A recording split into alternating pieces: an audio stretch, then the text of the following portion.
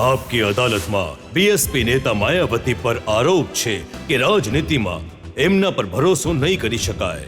માયાવતીજી, જેટલી પણ political parties છે, બધા નેતા તમારી વોટ બેંક તો ઈચ્છે છે, પણ પાછળથી પછતાય છે. એ કહે છે કે માયાવતી અને બીએસપી એ લાડવો છે જે ખાય તે પણ પછતાય, ન ખાય તે પણ પછતાય. ઇન્ડિયામાં બહુજન સમાજ પાર્ટી એકમાત્ર એવી પાર્ટી છે જેના વોટ ટ્રાન્સફરેબલ છે અને બીજી પાર્ટીઓના વોટ બીએસપીની જેમ ટ્રાન્સફરેબલ નથી.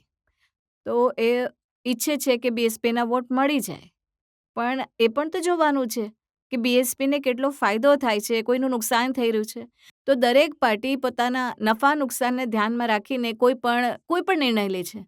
તો બીએસપીએ પણ તો પોતાના નફા નુકસાનને ધ્યાનમાં રાખીને નિર્ણય એ ઠીક લેવાનો છે કે છે. તમે નફો નુકસાન જુઓ, પણ જેણે પણ સમજૂતી કરી, એક જમાનામાં મુલાયમસિંહ યાદવ સાથે મળીને સરકાર બનાવી તમારી મદદથી, પણ સરકાર બનાવવાનો અનુભવ એવો રહ્યો કે આજે એ સૌથી મોટા રાજનૈતિક દુશ્મન થઈ ગયા છે બીએસપીના. અમે જે ઉત્તર પ્રદેશમાં નિર્ણય લીધો 1995માં, તો એ અમે ઉત્તર પ્રદેશની જનતાના હિતને ધ્યાનમાં રાખીને લીધો હતો. અમે કોઈ દગો નથી કર્યો, કારણ કે એ જે વચન તોડવાનું કામ કર્યું છે એ તો શ્રી મુલાયમસિંહ યાદવે કર્યું છે. જો કારણ આજે કે શ્રી મુલાયમસિંહ યાદવે કહ્યું હતું કે જ્યારે આ કોલિશન ગવર્મેન્ટ બની હતી કે હું વીકર સેક્શનના ઇન્ટરેસ્ટને પ્રોટેક્ટ કરીશ અને ઉત્તર પ્રદેશમાં કોઈ અપરાધ વધશે નહીં. તો જે એમણે કમિટમેન્ટ કર્યું હતું તો એમણે એનાથી બિલકુલ વિરુદ્ધ કામ કર્યું. આજે માયાવતીજી સ્થિતિ એ છે કે એમની જે સરકાર બની છે એ બીએસપીના એમએલએની મદદથી બની છે. તમારી પાર્ટીને તોડીને આનાથી હું બિલકુલ તમારી વાતથી સહમત નથી. ભારતીય જનતા પાર્ટીના આશીર્વાદ વગર આ સરકાર નહોતી બની શકતી. ભારતીય જનતા પાર્ટી આશીર્વાદ આપ્યા ત્યારે આ સરકાર બની છે. પણ અને ભારતીય બીજી જનતા તરફ પાર્ટી કોંગ્રેસ પાર્ટીએ પોતાનું સમર્થન આપ્યું તો ત્યારે આ સરકાર બની છે. ભારતીય જનતા પાર્ટીએ તો 3 વાર તમને પણ આશીર્વાદ આપ્યા, તમને મુખ્યમંત્રી નહીં, ખુરશી પર આશીર્વાદ બેસાડ્યા. કઈ રીતે આપી દીધા? આશીર્વાદ ભારતીય જનતા પાર્ટીએ એમ જ નહોતા આપ્યા ને, તો એમનો ઇન્ટરેસ્ટ હતો કંઈક. અમે તો એ ઈચ્છતા હતા કે ભાઈ હળી મળીને ચાલીએ, પણ એમની આડમાં એ મોટો ફાયદો લેવા ઈચ્છતા હતા.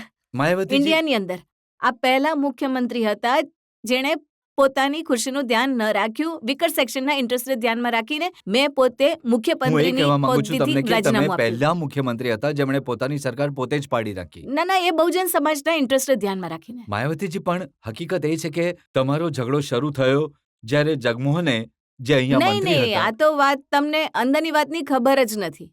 કારણ કે જ્યારે સીટોની વાત થઈ હતી એ સમયે તો તમે હતા નહીં ના ને. તો આ તો અંદરની વાત કંઈક જગમોહનવાળી બાબત તો ઘણી મામૂલી હતી, એ તો પછીની વાત પણ છે. પાર્લામેન્ટમાં તમારી પાર્ટીએ પાર્લામેન્ટની કાર્યવાહી થોભી. નહીં, એ તો જ્યારે બીએસપીના લોકો જ્યારે પાર્લામેન્ટની અંદર ચૂંટાઈને ગયા છે અને કોઈ ખોટી વાત ત્યાં રાખવામાં આવે છે તો એ તો પછી પોતાની વાત એ જ રાખશે. દિવસે રાત્રે જે રાશિદ અલ્વી છે, એ સમયે જે તમારી પાર્ટીના નેતા હતા, એમણે મને કહ્યું કે એ જ દિવસે સુષ્મા સ્વરાજે એમને કન્વે કર્યું હતું કે જો બીએસપીના એમપીસ અહીંયા હંગામો કરશે તો પછી અમે ઉત્તર પ્રદેશમાં નહીં, સરકારથી તો પછી સમર્થન પાછું ભારતીય લઈ જનતા લઈશું. પાર્ટી તો પછી કેમ સમર્થન પાછું ન ખેંચ્યું? એમણે લેવું જોઈતું હતું ને, એમણે ન લીધું. ખુરશીને લાત તો મેં મારીને, ખુરશી તો મેં છોડીને. તો અંદરની વાત તો કોઈને ખબર ના, નથી. તમને ખબર અંદરની વાત તો એ હતી કે 80માંથી 60 સીટો મારી પાસેથી ઈચ્છતા હતા, મેં ના પાડી દીધી. જ્યારે ના પાડી દીધી તો એમણે કહ્યું ભાઈ આ તો અમારે વિચારવું પડશે, તો પછી અમે તમને હટાવી દઈશું. તમને કેમ હટાવવું પડશે? તમારે કેમ તકલીફ લેવી તમે પડશે? પહેલા જ પ્રીએમ્પ્ટ કરી દીધું. હું જ રાજીનામું આપી દઉં છું. તો મેં રાજીનામું આપી દીધું અને મેં ઘણા પેજનો લેટર પ્રધાનમંત્રીજીને લખ્યો હતો. ઘણા માયાવતીજી, બધા કારણો હતા એ એમાં. લેટરની કોપી મારી પાસે છે. હા, તો તમે વાંચો ને એમાં લેટરમાં શું તમે શું લખ્યું તમે છે. તક હા. આપશો તો વાંચીશ ને હું. આમાં તમે આ પત્રમાં તમે ક્યાંય પણ એ નથી લખ્યું કે એમ અમારી પાસે વધારે સીટો માંગી રહ્યા હતા કે એમાં પછી તો ઘણા કારણ છે ભાઈ. એક તો કહેવા દો. બોલો. મને કહેવાયું કે ભારતીય જનતા પાર્ટી આ વિષય પર મારી સરકારથી સમર્થન પાછું લેવાનું મન બનાવી રહી હતી. આ દરમિયાન મારી તમારી સાથે, એટલે કે એ સમયના પ્રધાનમંત્રી અટલ બિહારી વાજપેયી સાથે અને ઉપપ્રધાનમંત્રી સાથે ઘણીવાર વાત થઈ અને એ નક્કી થયું કે પ્રેસ કોન્ફરન્સ પછી અમને સ્થિતિ સ્પષ્ટ કરી દેવામાં આવશે જેથી વિવાદ આગળ ન વધે. મેં વિવાદને આગળ ન વધારતા શ્રી જગમોહનને પદથી હટાવવાની માંગ પાછી ખેંચી લીધી. તો એ ઝઘડો નહીં, ખતમ થઈ એ તો જવો જોઈએ તો નાનકડી બાબત છે. તમે આખા લેટરને તો જુઓ ને.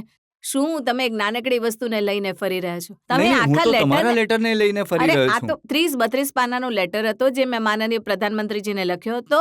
તમે શું જગમોહનની વાતને લઈને ફરી રહ્યા જે છો? તમે લખ્યું છે એ જ તો હું તમને કહી રહ્યો અરે છું. આ તો એક વસ્તુ થઈ ગઈ ને. એક તરફ તમે બીજેપીને સાંપ્રદાયિક કહો છો, કમ્યુનલ કહો છો, બીજી તરફ તમે એ જ ભારતીય જનતા પાર્ટી માટે ગુજરાતમાં કેમ્પેનિંગ કર્યું. મેં ગુજરાતમાં કહ્યું હતું જ્યારે હું ગઈ હતી માનનીય પ્રધાનમંત્રીના સમયે શ્રી અટલ બિહારી વાજપેયીજી, તો એ પણ સાથે હતા. તો મેં એમ કહ્યું હતું કે ગુજરાતમાં જે સીટો પર બીએસપી ચૂંટણી લડી છે તો એ તો લડશે, જે સીટો પર અમે નથી લડ્યા અમારા વોટ બીજેપીના ઉમેદવારને ટ્રાન્સફર થઈ જશે. અને ઓછામાં ઓછી 30-40 સીટો એનો ફાયદો બીજેપીને થયો તમારા કેમ્પેનને કારણે. એ તો થયો. એ ગુજરાતની અંદર ઘણો મોટો અમારા વોટોનું કહ્યું ને કે હું ટ્રાન્સફરેબલ પૂછવા છે. ઈચ્છું છું કે જેનાથી આટલો ફાયદો થઈ રહ્યો હોય એમને, જેમની સાથે મળીને લોકસભાની ચૂંટણી લડી એનાથી રહ્યા જ હોય. એમનું મગજ ખરાબ થઈ ગયું ને વધારે ગુજરાત પછી.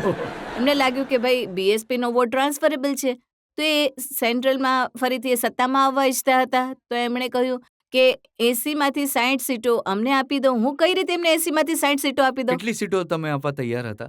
અમે એમને એમ કહ્યું કે ભાઈ 50-50 પર તો અમે તૈયાર છીએ. ચાલો 80માંથી અમે આટલું કરી શકીએ છીએ, 40 પર તમે લડી લો, 40 પર અમે લડી લઈએ.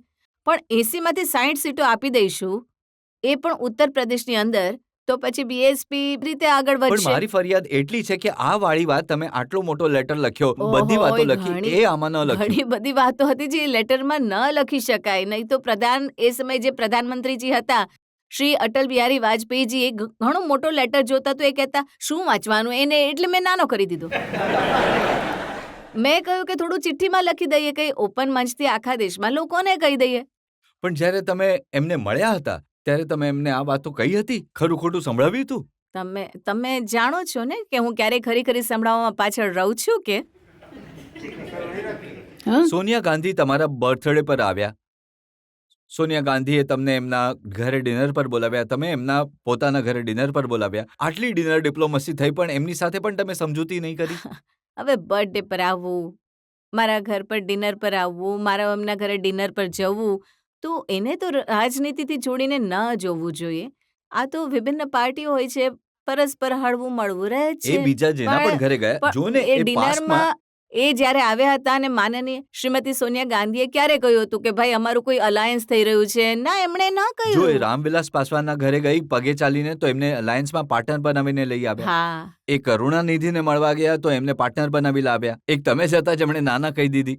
હવે જ્યારે અલાયન્સની વાત જ ન થઈ તો હા અને ના કહેવાનો મતલબ જ ક્યાંથી ઉત્પન્ન પણ થાય એ તો છે? તમે માનશો ને કે ઈચ્છતા હતા કે તમારી સાથે અલાયન્સ થઈ જાય. જો કોંગ્રેસ પાર્ટી હોય, ભારતીય જનતા પાર્ટી હોય કે કોઈ પણ પાર્ટી હોય, એવી ઇન્ડિયામાં કોઈ પાર્ટી નથી જે કે બીએસપી સાથે અલાયન્સ કરવા ન ઈચ્છતી એક હોય. છે- દરેક પાર્ટી ઈચ્છે એક છે. છે સમાજવાદી પાર્ટી. સમાજવાદી પાર્ટીના મોઢામાં તો પાણી આવી રહ્યું છે. સમાજવાદી પાર્ટી જે છે એના મોઢામાં એટલું પાણી આવી રહ્યું છે ને, જો હું થોડી લિફ્ટ પણ આપી દઉં અને એમને હું 2 જૂન 1995ની ઘટનાને લઈને હું એમને માફ કરી દઉં અને કહું કે હું તમારી સાથે મળીને ચાલવા ઈચ્છું છું, એ તો ખુરશી છોડીને પગે ચાલીને ભાગીને દિલ્હી આવશે મારી સાથે વાત કરવા માટે. શું વાત કરો છો? અરે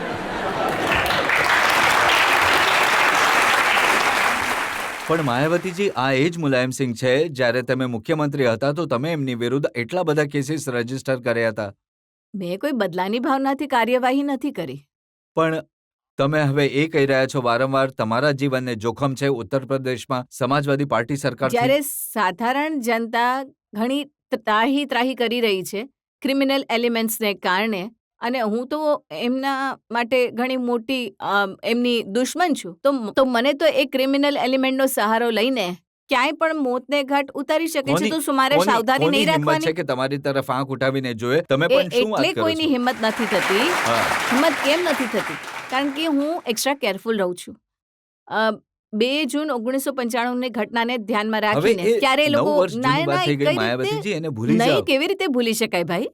કઈ રીતે ભૂલી શકાય? 2 જૂન 1995ની ઘટનાને હું ક્યારેય નહીં ભૂલી શકું. મારો બહુજન સમાજ ક્યારેય નહીં ભૂલી શકે. જનતામાંથી જે લોકો સવાલ પૂછવા ઈચ્છે છે, જે તમે લાસ્ટ રોમાં તમે અને મુલાયમસિંહજી બંને આ દેશ માટે, આ પ્રદેશ માટે ઘણું સારું કરવાની કોશિશ કરો છો, પણ તમારા લોકોની બંનેની જીદના કારણે આ પ્રદેશ પાછળ જઈ રહ્યો છે. એવું કેમ છે? જે તમે સારું કરો છો એનો એ નાશ કરી દે છે, જે એ સારું કરે છે એનો તમે નાશ કરી દો છો. હું બદલાઈશ તો ત્યારે કે જ્યારે એમણે કોઈ સારા નિર્ણયો લીધા હોય. ના, જ્યારે તો એમણે લીધા છે સારા એમણે. નિર્ણયો લીધા જ નથી તો બદલાવાનો સવાલ જ ક્યાંથી ઉત્પન્ન થાય છે? મારી સરકારે સારા નિર્ણયો લીધા હતા, એમણે બદલ્યા. જેમ તમે સત્તામાં આવો છો, 200 થી 400 ઓફિસર એક દિવસમાં ટ્રાન્સફર થઈ જાય છે. મુલાયમસિંહ પાવરમાં આવે છે, એ 200 ઓફિસર્સ ફરી પાછા આવી જાય છે. આખા સ્ટેટનું માળખું જ બદલી નાખે છે તમે રાતોરાત. બિલકુલ ખોટું કહી રહ્યા છો કે એક જ દિવસમાં 200 મેં ટ્રાન્સફર કરી દીધા છે. તમે મને એ યાદી આપી દો કે એક દિવસમાં મેં 200 અધિકારીઓને ટ્રાન્સફર કર્યા. તમે કેમ ખોટો પ્રચાર કરી રહ્યા છો? નહીં, ભાઈ? નહીં, આ- તમારે ખોટી વાત જનતાની અદાલતમાં ન કહેવી જોઈએ. તમારે માફી માંગવી જોઈએ આ અચ્છા, તમે અદાલતની આની- સામે. હે તમે ખોટું બોલી રહ્યા છો કે એક દિવસમાં મેં 200 ટ્રાન્સફર કર્યા છે. તમારી પાસે તમે- જો યાદી હોય તો તમે બતાવો અદાલતને. તમે બતાવો. નહીં, તમે એ વાતને ના પાડો છો કે તમે ટ્રાન્સફર નથી કર્યા ભાઈ ઓફિસર્સ. ટ્રાન્સફર હું કોઈ એકલી મુખ્યમંત્રી નિરાળી નહોતી કે હું ટ્રાન્સફર કરી દઉં. કોઈ પણ સ્ટેટમાં નવી ગવર્મેન્ટ બને છે, ભલે ઉત્તર પ્રદેશ કે દેશનો બીજો કોઈ પણ પ્રદેશ હોય, જ્યારે કોઈ મુખ્યમંત્રી કોઈ નવી સરકાર બને છે, મુખ્યમંત્રી બને છે, એ પોતાના હિસાબથી ગવર્મેન્ટને ચલાવે છે. અધિકારી ટ્રાન્સફર કરે છે એ તો એક રૂટીન સિસ્ટમ છે. એક પણ ઓફિસર હું એક દલિત વર્ગથી સંબંધ ધરાવું છું. મારા પર વધારે આંખ રાખવામાં આવે છે. હું કરું છું 5 ટ્રાન્સફર, કહેવામાં આવે છે 50. જોઈએ જનતા શું સવાલ પૂછવા ઈચ્છે છે તમને. જીયા, તમારો સવાલ. મારો પ્રશ્ન માયાવતીજીને એ છે કે જાતિવાદ પર રાજનીતિ ક્યાં સુધી રહેશે અને કેમ? જ્યારે બહુજન સમાજ પાર્ટી બહુજન સમાજ સાથે સાથે અપર કાસ્ટના લોકોને MP પણ બનાવે છે અને MLAs પણ બનાવે છે, સરકારમાં મિનિસ્ટર પણ બનાવે છે, ઓર્ગેનાઇઝેશનમાં પ્રોત્સાહન પણ આપે છે, તો પછી BSP ઉપર જાતિવાદનો આરોપ લગાવવો હું સમજુ છું ઠીક નથી થઈ રહ્યો. માયાવતીજી, આરોપો એટલે લાગે છે કે એક જમાનામાં BSP નું જ સૂત્ર હતું કે તિલક, ત્રાજુ અને તલવાર એમને મારો જૂતા ચાર. મારા અવાજમાં કે માન્યવર કાશીરામજીના અવાજમાં આખા ઇન્ડિયામાં કોઈ એ કહી દે કે આ વાત મેં કહી છે તો હું રાજનીતિથી સંન્યાસ લઈ લઈશ. તમે જ્યારે ભાષણ આપવા જતા હતા ત્યારે આ રીતના સૂત્રોચ્ચાર તો હવે થતા તમે હતા. કહો, તમે સાંભળ્યું છે? તમારી પાસે રેકોર્ડ છે? કોઈ મારો અવાજ ટેપ કરેલો છે તમારો તો કહો. અવાજ નહીં, પણ આવા પબ્લિક મીટિંગમાં ના, સૂત્રોચ્ચાર તો public થતા હતા. ના, એ લોકો દિવાલો પર સૂત્રો બિલકુલ લખાતા નહીં. હતા. તમારા જેવા લોકો દિવાલો પર રાત્રે જઈને લખી આવતા હશે. અમે શું કામ લખીએ? તમે કહો છો કે બહુજન સમાજ પાર્ટીની નજરમાં જે બહુજન સમાજના લોકો છે કે જે અપર ક્લાસના લોકો છે એમાં કોઈ તફાવત નથી. નહીં, સાથે મળીને બહુજન ચાલે સમાજ છે. પાર્ટી મેં વારંવાર કહ્યું છે કે કોઈ જાતિ કે ધર્મની વિરુદ્ધ નથી. અમે તો એક વ્યવસ્થા પરિવર્તન માટે સંઘર્ષ પબ્લિકનું કરી રહ્યા છીએ. ઇમ્પ્રેશન જો નહીં, આ તો હવે- ઇમ્પ્રેશન તમે માનો છો ને લોકોના ને હવે મગજમાં એ public- છે હવે કે તો ન માનવું જોઈએ પબ્લિકે કે અમે અપર કાસ્ટના લોકોને જ્યારે નવી પાર્ટી બની હતી તો અપર ક્લાસના લોકોને સમજવામાં પણ અમને સમય લાગ્યો. જ્યારે સમજી લીધા અપર ક્લાસના લોકોએ બહુજન સમાજ પાર્ટી કોઈ જાતિ અને ધર્મની વિરુદ્ધ નથી, તો આજે અપર ક્લાસ ઝડપથી BSP માં જોડાઈ રહ્યા છે. એમ તો બીજેપી વાળા પણ 2-4 શોપીસ કરવા માટે મુસલમાનોને ટિકિટ આપે છે. નહીં, એ BJP ની વાત અલગ છે. BJP તો કહે કંઈક છે ને કરે કંઈક છે.